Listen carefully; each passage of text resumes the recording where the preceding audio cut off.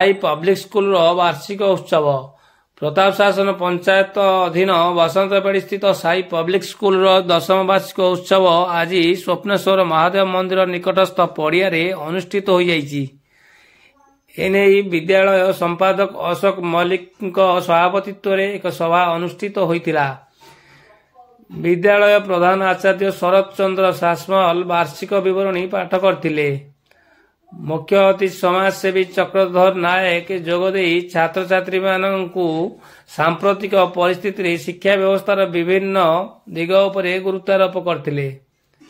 ଅନ୍ୟମାନଙ୍କ ମଧ୍ୟରେ ପ୍ରତାପ ଶାସନ ସରପଞ୍ଚ ରୀନାରାଣୀ ବେହେରା, ପବିତ୍ର କୁମାର ବେହେରା, ଡାକ୍ତର ମାନବ ମଧୁଜିତ, ଶିକ୍ଷାବିତ ବିଧୁଭୂଷଣ ପଟ୍ଟନାୟକ, ପ୍ରହ୍ଲାଦ ସାହୁ ପ୍ରମୁଖ ସମ୍ମାନିତ ଅତିଥି ଭାବେ ଯୋଗଦେଇ ଆନୁଷ୍ଠାନିକ ଭାବେ ପ୍ରଦୀପ ପ୍ରଜ୍ୱଳନ କରିଥିଲେ।